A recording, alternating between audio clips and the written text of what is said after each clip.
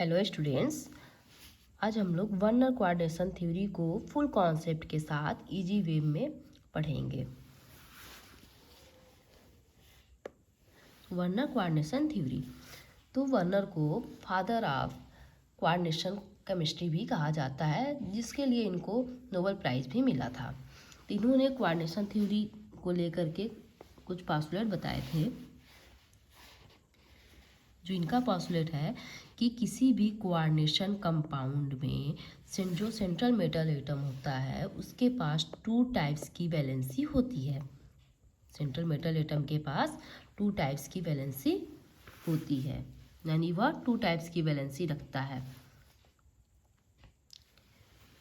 First primary valency और second हमारा हो गया सेकेंडरी वैलेंसी। जो प्राइमरी वैलेंसी होता है वह ऑक्सीडेशन नंबर के, उस सेंट्रल मेटल एटम के ऑक्सीडेशन नंबर के इक्वल होगा। जो सेकेंडरी वैलेंसी होगा वह उस कोऑर्डिनेशन कंपाउंड के सेंट्रल मेटल एटम के कोऑर्डिनेशन नंबर के इक्वल होगा। जैसे यहाँ पे लिखा हुआ भी है कि primary valency is the oxidation state of the central metal atom of एक कोऑर्डिनेशन कॉम्प्लेक्स, यानी कोऑर्डिनेशन कॉम्प्लेक्स के सेंट्रल मेटल एटम का ऑक्सीडेशन स्टेट ही क्या है, प्राइमरी वैलेंसी है। और सेकेंडरी वैलेंसी कोऑर्डिनेशन कॉम्प्लेक्स के सेंट्रल मेटल एटम का कोऑर्डिनेशन नंबर ही क्या है, सेकेंडरी वैलेंसी है। हम इस एग्जांपल के थ्रू भी समझ सकते हैं। एग्जांपल हमने लिया है कि K4FeCN6, इसमें प्राइमरी वैलेंसी कितनी है, 2 है, और सेकेंडरी वैलेंसी 6 है। हम इसको कैलकुलेट करके भी देख सकते हैं कि प्राइमरी वैलेंसी को किन्होंने क्या बताया था कि प्राइमरी वैलेंसी ऑक्सीडेशन नंबर की इक्वल होती है। जो प्राइमरी वैलेंसी है वह किसके नंबर इक्वल होती है, ऑक्सीडेशन स्टेट के इक्वल होती है। तो प्राइमरी वैलेंसी यदि हमने यहाँ पे सेंट्रल मेटल एटम कौन सा है, ये आयरन है, तो इसका ऑक्सीडेशन स्टेट हम निकाल लेंगे तो हमें प्राइमरी वैलेंसी पता चल जाएगा। तो पोटेशियम का ऑक्सीडेशन स्टेट कितना होता है, 1 होता है। 1 × 4 प्लस एक्स, आइनाइड का -1 हो गया, Cn का इंटू 6 = 0, यानी 4 + x - 6 = 0। जब इसको कैलकुलेट कर लेंगे तो क्या हो जाएगा, यदि इधर 6 आ जाएगा 0 के साइड, 6 - 4 यानी कि x = हो जाएगा 2। यहाँ पे आ गया प्राइमरी वैलेंसी 2। और सेकेंडरी वैलेंसी क्या होता है, सेकेंडरी वैलेंसी कोऑर्डिनेशन नंबर की इक्वल होती है, कोऑर्डिनेशन नंबर होती है। तो हम कोऑर्डिनेशन नंबर यहाँ पे कैलकुलेट करते हैं। Cn = क्या हो जाएगा, जो इसका फॉर्मूला होता है कोऑर्डिनेशन नंबर का, कि नंबर ऑफ लिगेंड इनटू इसकी डेंसिटी, यानी कि इट्स डेंसिटी।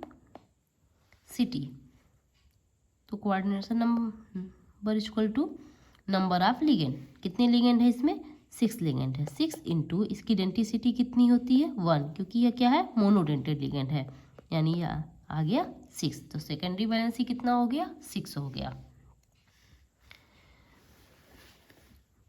तो जो ये सेंट्रल मेटल एटम होता है यह दोनों टाइप्स की वैलेंसी को रखता है, दोनों टाइप की वैलेंसी से सेटिस्फाई होना चाहता है। कौन सी वैलेंसी, प्राइमरी वैलेंसी और सेकेंडरी वैलेंसी। यहाँ पे एग्जांपल में भी हम देख रहे हैं कि हमारा क्या है, एक तरह से यह हमारा जो कॉम्प्लेक्स है, जो कोऑर्डिनेशन कंपाउंड है, इसके पास दोनों तरह की वैलेंसी है, प्राइमरी वैलेंसी भी है, सेकेंडरी वैलेंसी है। तो central metal atom want to satisfy its both valency, दोनों टाइप की वैलेंसी से यह सेटिस्फाई होना चाहता है। For given value of primary valency, primary valency की वैल्यू यदि हमें पता होगी या दी होगा तो उसकी सेकेंडरी वैलेंसी क्या होती है, फिक्स होती है। जैसे हमें ऑक्सीडेशन स्टेट हमें पता है सेंट्रल मेटल एटम का कि +1 है, तो उसकी सेकेंडरी जो वैलेंसी होगी, यानी जो कोऑर्डिनेशन नंबर होगा वह क्या होगा, वह फिक्स होगा। यानी कि +1 के लिए जो कोऑर्डिनेशन नंबर होगा वह क्या है, +2 फिक्स होता है। यानी सेंट्रल मेटल एटम पे जो ऑक्सीडेशन स्टेट +2 होगा, जो उसका कोऑर्डिनेशन नंबर होता है वह 4 होता है, और +3 और +4 के लिए कोऑर्डिनेशन नंबर 6 होता है। इसमें कुछ एक्सेप्शंस भी होते हैं, जैसे कि आयरन +2 के लिए भी क्या होता है, कोऑर्डिनेशन नंबर क्या होता है, 6 ही आता है। और प्लेटिनम +2 के लिए कोऑर्डिनेशन नंबर 4 आता है। और प्लेटिनम +4 के लिए जो होता है, यानी कि Pt+4 के लिए कोऑर्डिनेशन नंबर कितना आता है, वह 6 आता है। और इन्होंने बताया कि जो प्राइमरी वैलेंसी होती है वह एनायनिक यूनिट यानी निगेटिव आयंस के द्वारा सेटिस्फाई होता है। वह एनायनिक यूनिट निगेटिव आयंस के द्वारा सेटिस्फाई होना चाहता है। लेकिन जो सेकेंडरी वैलेंसी होती है वह एनायनिक पॉजिटिव और न्यूट्रल यूनिट के द्वारा वह सेटिस्फाई होना चाहता है। यहाँ पे हम एग्जाम्पल में अपने देख सकते हैं कि क्या है यहाँ पे जो प्राइमरी वैलेंसी, यहाँ पे एग्जाम्पल है। एग्जाम्पल की यदि हम बात करें तो ये क्या है, ये हमारा प्राइमरी वैलेंसी, जो कि ये प्राइमरी वैलेंसी है। यहाँ पे ये दोनों क्या है, एनायनिक है। और जो सेकेंडरी वैलेंसी है वह न्यूट्रल भी है, जो कि अमोनिया क्या होता है, न्यूट्रल होता है। यानी unit satisfy primary valency written inside और आउटसाइड द टू ब्रैकेट। जो प्राइमरी वैलेंसी होती है वह ब्रैकेट के इनसाइड और आउटसाइड दोनों ओर लिखी जाती है। लेकिन जो सेकेंडरी वैलेंसी होती है वह ब्रैकेट के सिर्फ इनसाइड ही लिखी जाती है, केवल ब्रैकेट के इनसाइड अंदर ही लिखा जाता है। प्राइमरी वैलेंसी आयनाइजेबल वैलेंसी होती है और सेकेंडरी वैलेंसी क्या होती है, वह नॉन आयनाइजेबल वैलेंसी होती है। तो अभी हमने जो पढ़ा है कि एनायनिक होता है प्राइमरी वैलेंसी, तो यहाँ पे हम देख लेते हैं कि प्राइमरी वैलेंसी क्या है। यहाँ पे ये इसमें यदि हम देखें तो प्राइमरी वैलेंसी हम कैसे डिसाइड करेंगे कि प्राइमरी वैलेंसी है कि सेकेंडरी वैलेंसी है। तो प्राइमरी वैलेंसी के लिए हम क्या निकालेंगे, ऑक्सीडेशन स्टेट निकालेंगे, इसका ऑक्सीडेशन स्टेट निकालेंगे। और सेकेंडरी वैलेंसी के लिए क्या निकालेंगे, कोऑर्डिनेशन नंबर निकालेंगे। तो ऑक्सीडेशन स्टेट, इसकी ऑक्सीडेशन स्टेट की बात करें तो यदि हमें CO का ऑक्सीडेशन स्टेट हमने X मान लिया, X प्लस ये क्या है, इसका हो जाएगा 0 × 5, इसका कितना होगा प्लस इसका -1, Cl का कितना होता है -1 होता है, प्लस इसका कितना हो जाएगा, इसका हो जाएगा -2, इसका -2, यानी कि -2 कैसे होगा, 1 × यदि हम इसको ऐसे भी लिख दें, नहीं तो आप सबको कन्फ्यूजन होगा।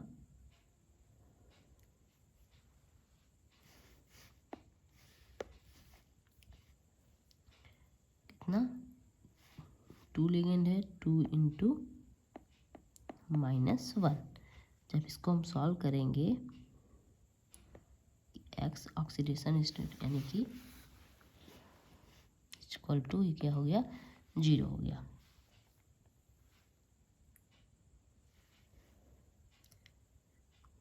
X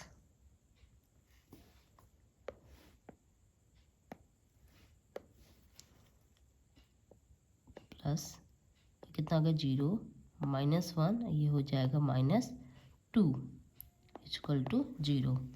तो ये कितना आ जाएगा, X - 3 इक्वल टू 0, यानी कि X इक्वल टू हो गया 3 हो गया, X इक्वल टू +3। तो इसका जो हमारा कितना आ गया, ये प्राइमरी वैलेंसी जो ऑक्सीडेशन स्टेट, यानी इसका ऑक्सीडेशन स्टेट आ गया +3, जो कि क्या है, यह प्राइमरी वैलेंसी है। और कोऑर्डिनेशन नंबर कितना आ गया, कोऑर्डिनेशन नंबर इसका कितना होगा, कोऑर्डिनेशन नंबर हो जाएगा इसका नंबर ऑफ लिगेंड्स कितने हैं इसमें, 5, और इसकी डेंसिटी कितनी होती है, 1 होती है, प्लस नंबर ऑफ यहाँ पे 1 लिगेंड है और इसकी डेंसिटी कितनी होगी, 1 होगी, इक्वल टू 5 + 1 = 6, यानी कि इसका कोऑर्डिनेशन नंबर 6 हो गया। यानी जो सेकेंडरी वैलेंसी है वो कितनी है, 6 है। तो इससे हमें पता चलता है कि यहाँ पे जो प्राइमरी वैलेंसी है ये क्या है, ये हमारी प्राइमरी वैलेंसी होगी, प्राइमरी वैलेंसी है। यह जो है यह हमारा सेकेंडरी वैलेंसी है। तो प्राइमरी वैलेंसी कितनी आ गई, यहाँ पे 3 आ गई, यानी कि 2 ये हो गया और एक ये हो गया, जो कि क्या है, अभी हमने पढ़ा कि प्राइमरी वैलेंसी एनायनिक के द्वारा सेटिस्फाई होती है। ये भी एनायनिक होता है, ये भी एनायनिक होता है, ये हमारा प्राइमरी वैलेंसी होगी। और जो सेकेंडरी वैलेंसी है, सेकेंडरी वैलेंसी एनायनिक न्यूट्रल दोनों होता है। तो यहाँ पे ये सेकेंडरी वैलेंसी भी होगा Cl, और ये जो अमोनिया है ये हमारा यानी सेकेंडरी वैलेंसी ये पूरा होगा, जो कि इनसाइड द ब्रैकेट, ब्रैकेट के इनसाइड भी है ये पूरा, ब्रैकेट के इनसाइड जितनी यूनिट होंगी वो क्या होगी, वो हमारा सेकेंडरी यूनिट होगा, सेकेंडरी वैलेंसी होगा। तो आप सबको इसे समझ में आ गया होगा कि हमारा ये जो 6 हो गया, यहाँ पे कोऑर्डिनेशन नंबर 6 भी है, तो सेकेंडरी वैलेंसी हो गया।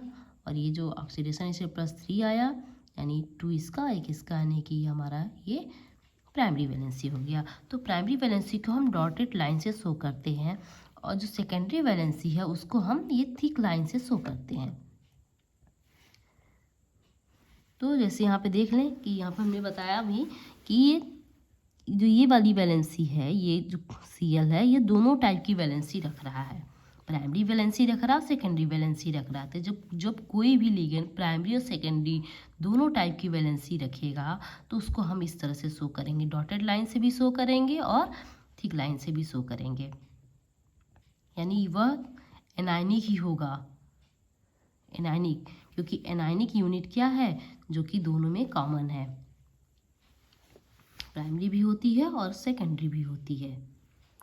तो ये डॉटेड लाइन से द्वारा, जैसा ये फिगर में देख रहे हैं कि शो हुआ है, जो प्राइमरी यूनिट को हमने किसी किया है डॉटेड लाइन से, और ये जो थिक लाइन से है ये सेकेंडरी यूनिट है, यानी कि यह सेकेंडरी वैलेंसी है।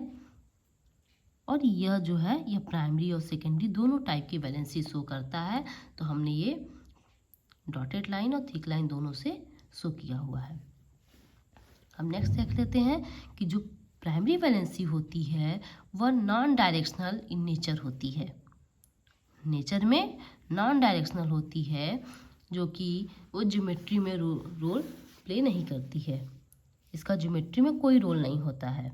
लेकिन जो हमारी ये सेकेंडरी वैलेंसी है वह डायरेक्शनल होती है, सेकेंडरी वैलेंसी ये डायरेक्शनल होती है, जो कि ज्योमेट्री में अपना रोल होता है, उसका रोल प्ले करता है, यानी उस ज्योमेट्री को डिसाइड करती है।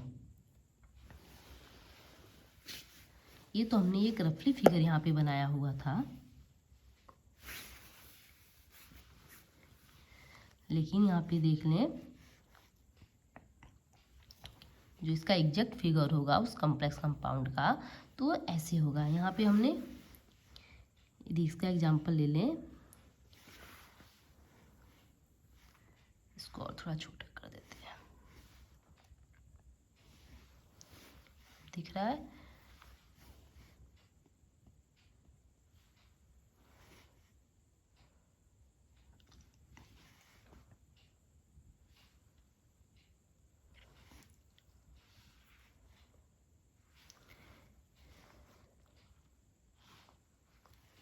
ये है जो कि इसमें क्या है कि अमोनिया 5, ये 5 टाइम्स है, तो यहाँ पे हमने 5 टाइम्स ले रखा है, 1 2 3, जितनी थिक लाइन दिख रही है ये क्या है, ये हमारा अमोनिया जुड़ा हुआ है। और जो डॉटेड लाइन है, जो कि ये डॉटेड लाइन है, तो डॉटेड लाइन क्या हो गया, ये हमारी प्राइमरी वैलेंसी हो गई, और ये जो है यह प्राइमरी और सेकेंडरी दोनों वैलेंसी शो कर रहा है, ये हमारा ये सेकेंडरी वैलेंसी शो कर रहा है, ये सेकेंडरी वैलेंसी शो कर रहा है, ये सेकेंडरी हो गया, ये सेकेंडरी हो गया, ये सेकेंडरी हो गया, यानी 1 2 3 4 5, यानी यहाँ पे हो गया ना ये 5, ये सेकेंडरी वैलेंसी शो करा जिससे हमने थिक लाइन से शो किया है। बाकी ये डॉटेड लाइन जो कि 2 बाहर है, जो कि क्या होगा, डॉटेड होगा, एक अंदर वाला डॉटेड और थिक दोनों लाइन होगा। तो ये हमारा ये प्राइमरी और सेकेंडरी दोनों है, प्राइमरी है सेकेंडरी दोनों टाइप की वैलेंसी है। यानी कि ज्योमेट्री को डिसाइड करता है, यानी कोऑर्डिनेशन नंबर जब 2 होगा तो यह जो इसका स्ट्रक्चर होगा, ज्योमेट्री होगा, वो क्या होगा, लीनियर होगा। जब कोऑर्डिनेशन नंबर 4 होता है तो क्या होता है, स्ट्रक्चर टेट्राहेड्रल होता है। कोऑर्डिनेशन नंबर जब 6 होगा तो वह ऑक्टाहेड्रल होगा। तो कोऑर्डिनेशन नंबर कौन बताता है, सेकेंडरी वैलेंसी के इक्वल होता है। तो इसीलिए सेकेंडरी वैलेंसी जो है वह ज्योमेट्री को डिसाइड करती है और क्या होता है, नेचर में डायरेक्शनल होता है। इसलिए इसका ज्योमेट्री में रोल होता है सेकेंडरी वैलेंसी का, प्राइमरी वैलेंसी का रोल नहीं होता है। तो आई होप आपको क्लियर समझ में आ गया होगा।